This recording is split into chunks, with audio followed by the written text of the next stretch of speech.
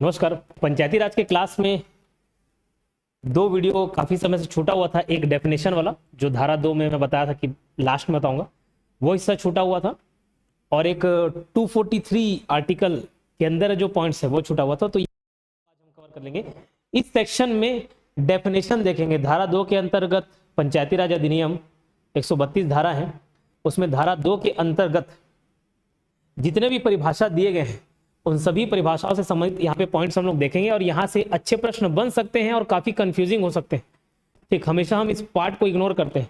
खैर, ये video YouTube पर भी डलने वाला है, और जितना भी कंफ्यूजिंग पार्ट है उस सभी से रिलेटेड मैं वीडियो लेकर आऊंगा। अगर आपको लगता है उस पर वीडियो बनाना है तो बेशक। कुछ बच्चे डिमांड कर रहे थे, सर विहित प्राधिकारी वाला जो पॉइंट है इसमें भी डेफिनेशन में विहित प्राधिकारी है, बट वहाँ पे एक्सप्लेन नहीं।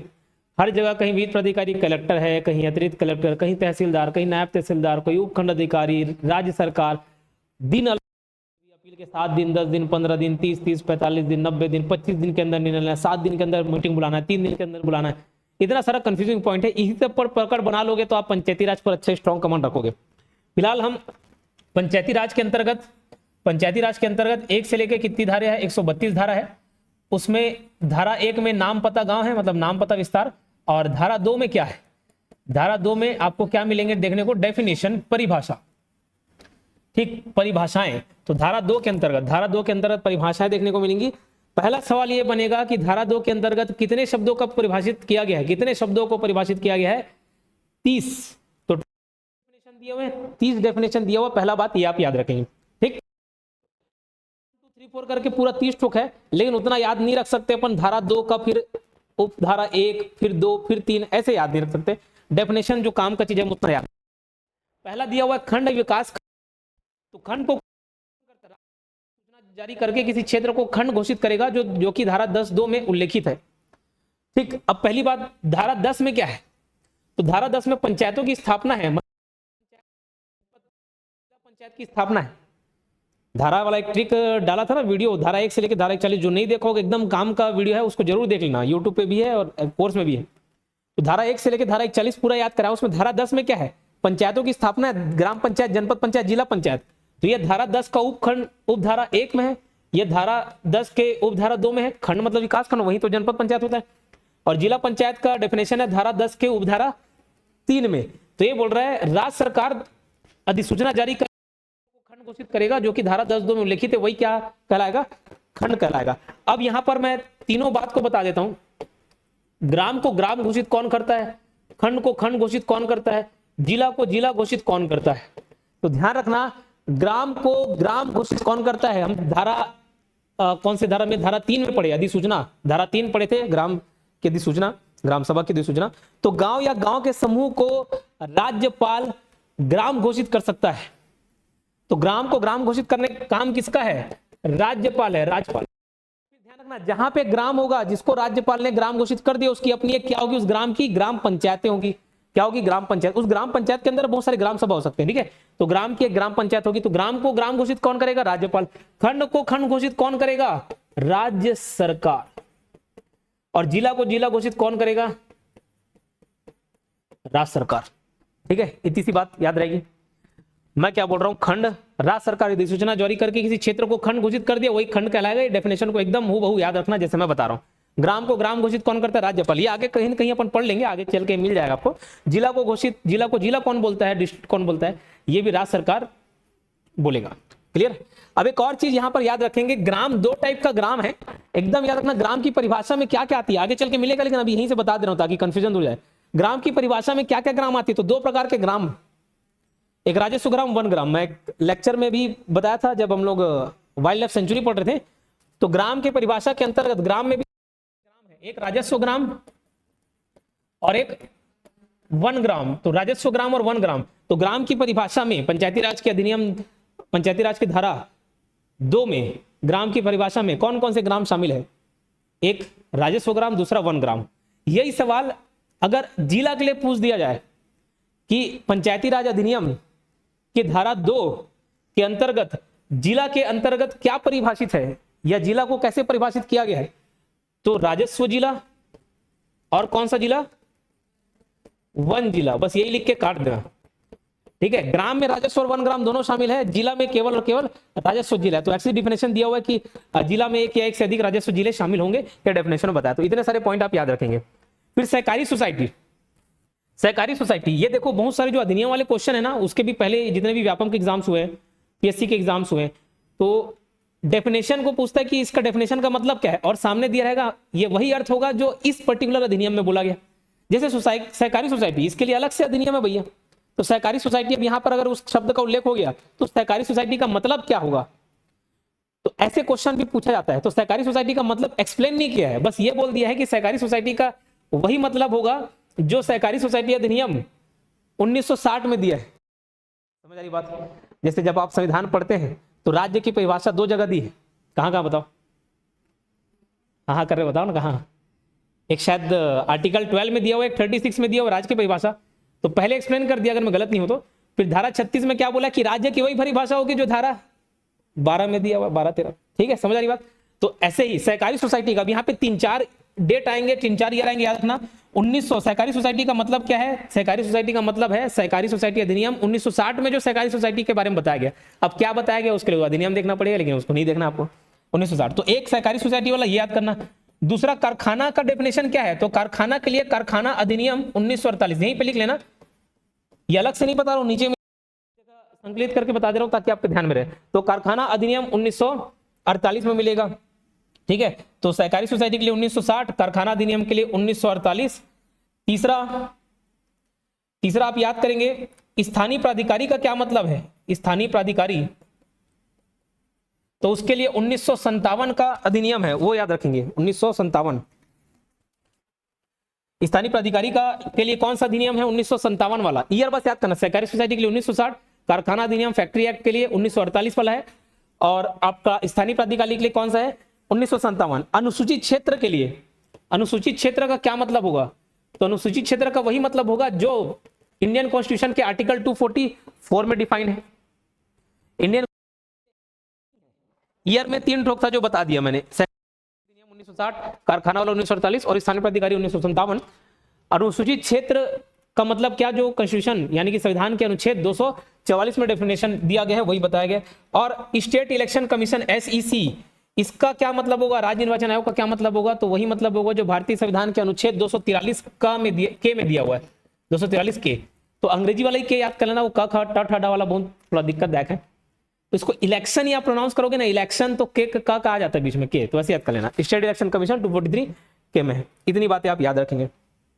जिला का मतलब क्या? राज्य सरकार अधिसूचना जारी करके किसी क्षेत्र को जिला घोषित कर सकती है। जिला की परिभाषा के अंतर्गत राजस्व जिले आते हैं, एक या एक से अधिक राजस्व जिले आते हैं, उसको भी याद कर लेना, एक या एक से अधिक, एक या एक से अधिक। ठीक।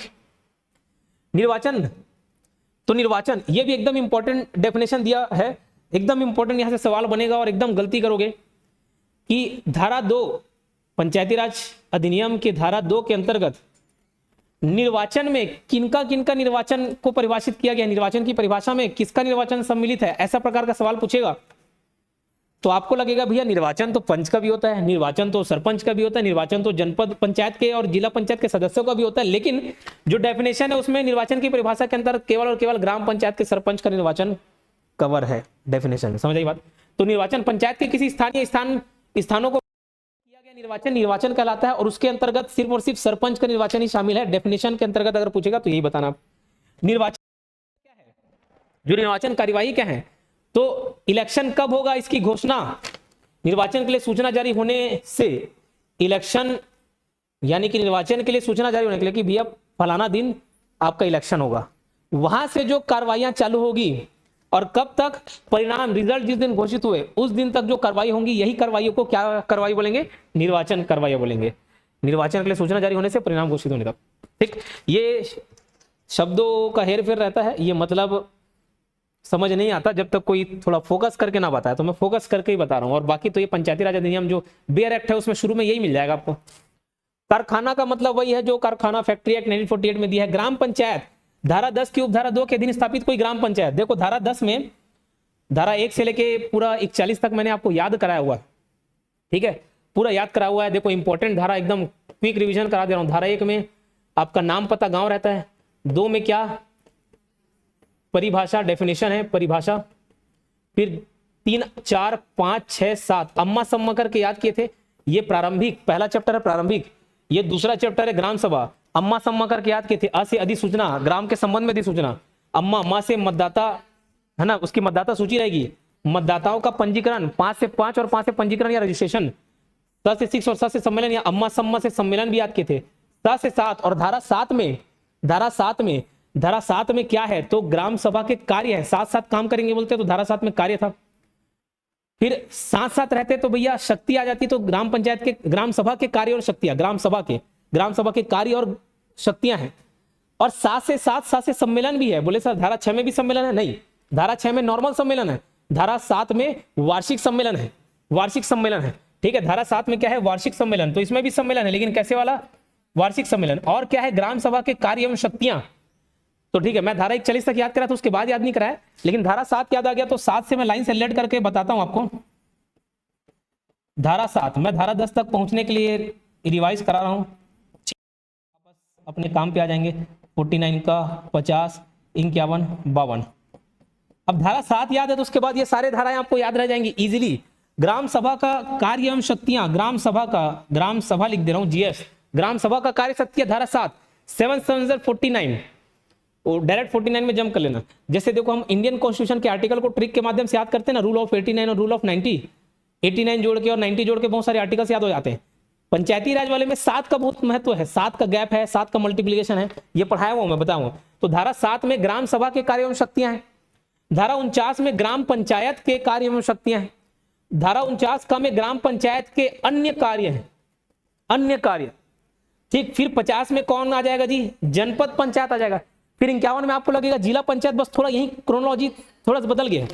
50, 51 और 52 में, 50 में जनपद पंचायत है, जिला पंचायत 52 में दे दिया है। बोले 51 में क्या घुसा दिया, तो राज्य सरकार को घुसा दिया, जो 52 में आना चाहिए था उसको पहले कर दिया। ठीक है, राज्य सरकार की शक्तियां, और क्या कार्य शक्तियां राज्य सरकार को, ये जनपद और जिला पंचायत को कुछ और काम दे सकती है, ऐसा है जो मैं अधिनियम में विशेषतर डील कर चुका हूं। फिर धारा 8 से लेकर 41 तक तीसरा चैप्टर चालू जाता है, पंचायतों की स्थापना गठन। धारा 8 में पंचायतों का गठन है। ठीक है, धारा 8 में क्या, पंचायतों का गठन है, धारा 8 में गठन। और धारा 9 में, अगर इसका भी कोड था गा सनिवागा करके, और डायरेक्ट भी याद कर सकते हो, टेन्योर, तो टेन्योर में ना आ रहा है, टेन्योर है, यानी कि पंचायतों की अवधि जो कि प्रथम सम्मेलन से चालू होती है। फिर धारा 10 में क्या है, पंचायतों की स्थापना। यहीं तक पहुंचने के लिए इतना 5 मिनट रिवाइज करा दिया।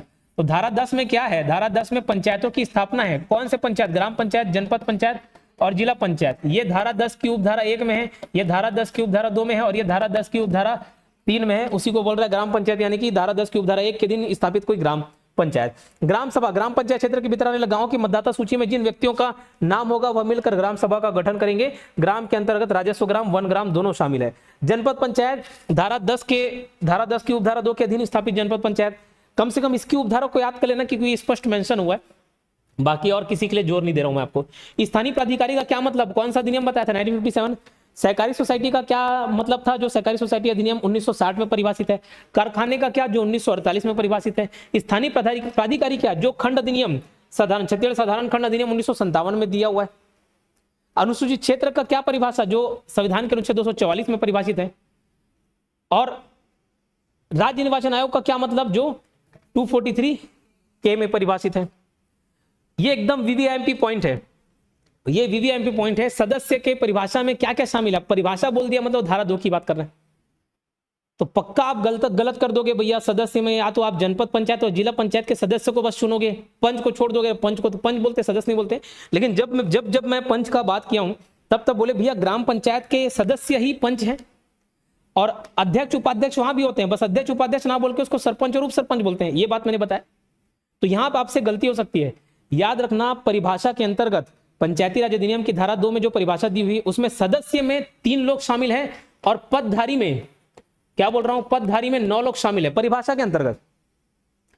तो सदस्य में 3 सदस्य कौन, तो ग्राम पंचायत के स्तर पर 5 सदस्य होते हैं, फिर बाकी तो अध्यक्ष उपाध्यक्ष जिसको सरपंच और उप सरपंच के नाम से जान रहे हैं। फिर जनपद पंचायत का सदस्य और जिला पंचायत का सदस्य, यही 3 सदस्य के रूप में परिभाषित हैं धारा 2 के उपखंड 11 में।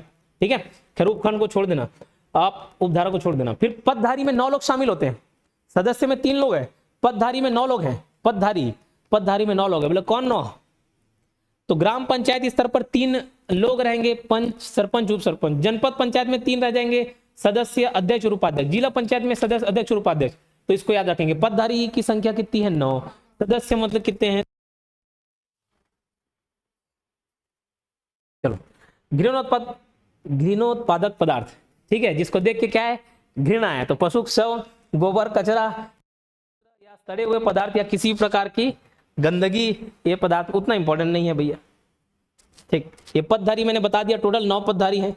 अन्य पिछड़ा वर्ग, अन्य पिछड़ा वर्ग के क्या डेफिनेशन? राज्य सरकार द्वारा अधिसूचित अन्य पिछड़ा वर्ग के, एग्जैक्ट जो शब्द लिखा हुआ है व्यक्तियों का प्रवर्ग, वही है। अगर समूह दे दे, प्रवर्ग दे दे, शुद्ध हिंदी में यूज कर दे तो समझ आना। तो राज्य सरकार द्वारा जिनको अधिसूचित किया गया ओबीसी ग्रुप में, वही अन्य पिछड़ा वर्ग कहलाएंगे। स्वामी, स्वामी मतलब क्या? तो भैया मेरे प्राणनाथ मेरे स्वामी, वो वाला स्वामी है कि कौन सा स्वामी है, ठीक है। तो स्वामी मतलब स्वामी है, मतलब मालिक वाला, ये इतना इंपॉर्टेंट नहीं है। पंच, ग्राम पंचायत, कोई कोई पंच। पंचायत में कौन आते हैं? ग्राम, जनपद, जिला, 3 पंचायत आते हैं।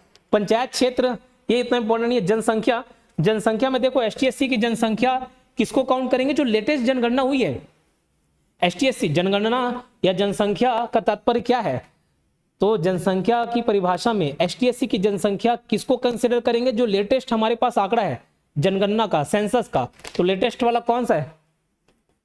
2011 का। ओबीसी वाला भी 2011 का लेने, गलती मत करना। ओबीसी की जनसंख्या राज्य पिछड़ा वर्ग, जो राज्य पिछड़ा वर्ग द्वारा अधिसूचित, ये एक आयोग है ओबीसी कमीशन, राज्य पिछड़ा वर्ग द्वारा अधिसूचित आंकड़ों से लिया जाता है, ठीक है। लिया जा रहा हो गया, लिया जाता है। एसटी/एससी वाला 2011 का लेंगे, और ओबीसी वाला जो ओबीसी कमीशन जारी करता है वो तो हाल फिलहाल शायद 2022-23 में ये जारी हुआ है, 2022-23 का, एक बार चेक कर लेना, बट उतना याद कर लेना, ठीक है। अध्यक्ष और उपाध्यक्ष, ये जनपद और जिला पंचायत में अध्यक्ष उपाध्यक्ष होते हैं। विहित प्राधिकारी, अब देखो अगर इसमें आपको वीडियो का रिक्वायरमेंट लगे तो बेशक जो यूट्यूब पे देख रहे हैं कमेंट करके बता देना।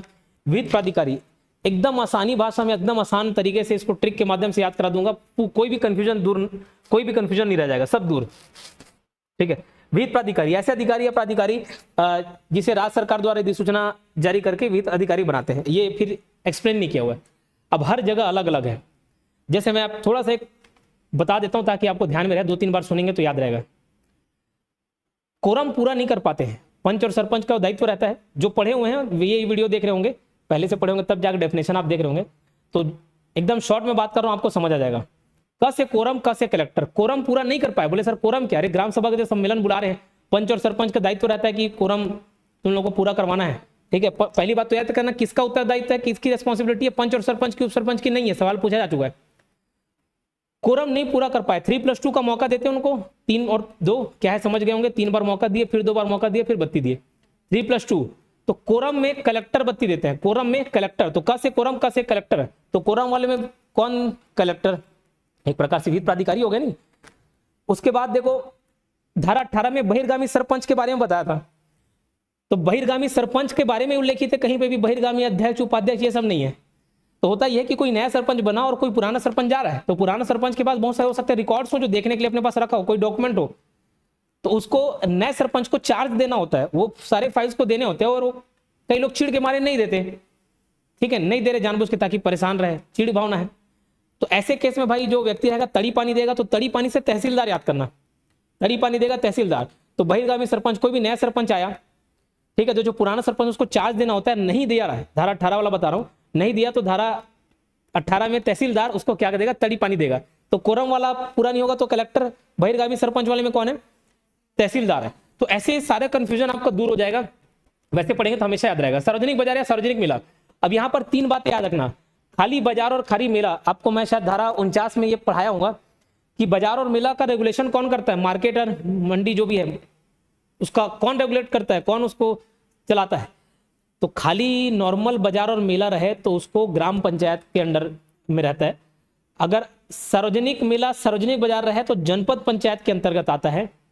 लेकिन ये सामान्य बाजार और सामान्य मेला से सार्वजनिक बाजार और सार्वजनिक मेला घोषित करने का पावर किसके पास है? तो वो राज्य सरकार करता है। तो खाली मेला और बाजार रहे कौन संचालन करेगा, कौन रेगुलेट करेगा? ग्राम पंचायत। सार्वजनिक जुड़ गया कौन करेगा? जनपद पंचायत। ये सार्वजनिक जोड़ेगा कौन? राज्य सरकार। वही यहाँ पे लिखा हुआ है, उसको देख लेना, पढ़ लेना। सार्वजनिक स्थान, ये कॉमन सार्वजनिक स्थान है जो पब्लिक नहीं है, सॉरी पब्लिक बोलता हूँ, जो प्राइवेट संपत्ति नहीं है, निजी संपत्ति नहीं है, वो सार्वजनिक स्थान है जी। ये घर मेरा है तो ये सब निजी में आ गया। इसके बाद जो रोड वोड है सब परिया पड़ा हुआ है जिसमें सब कब्जा करके बैठे हैं, वो क्या है, सार्वजनिक है। ठीक है, चलो सार्वजनिक सड़क, फिर वही सड़क, सब सार्वजनिक सड़क। सरपंच और उप सरपंच ग्राम पंचायत में ही होते हैं, सरपंच उप सरपंच। अनुसूचित क्षेत्र, किसी भी क्षेत्र को अनुसूचित क्षेत्र भारत के संविधान अनुच्छेद 244 के तहत राष्ट्रपति अनुसूचित क्षेत्र घोषित करता है। स्थायी समिति, सभी की अपनी स्थायी समिति होती है। राज्य निर्वाचन आयोग, राज्यपाल द्वारा संविधान के अनुच्छेद 243 के 1 के अंतर्गत गठित राज्य निर्वाचन आयोग। अच्छा, स्थायी समिति से मुझे याद है, अगर आप ये जो विहित प्राधिकारी वाला कंसेप्ट एक बार पढ़ लें, यहां से कंफ्यूजन अपना हटा लें, और स्थायी समिति और ग्राम पंचायत जनपद पंचायत वाले के जो कार्य हैं उनको आप याद कर लें, ज्यादातर कंफ्यूजन यही होगा। उसके अलावा सारा चीज आप एक बार स्टोरी वाइज भी पढ़ेंगे ना, परमानेंट आपको याद रहेगा। तो जो ग्राम पंचायत के कार्य एकदम आसानी से ट्रिक के माध्यम से याद कराया हूं कि भी आप सुबह उठ रहे हैं, सबसे पहले फ्रेश हो गए, उसके लिए वर्ड थोड़ा अजीब सा है, संडास जाओगे, ठीक है, फ्रेश हुए, अपने आप को साफ सफाई किए, बाहर देखे तो कचरा था, घूमने चले गए, सड़क था, सड़क में पेड़ गिरा हुआ था, पशु मरा हुआ था, पशु भी 2 टाइप का, आवारा, डेड।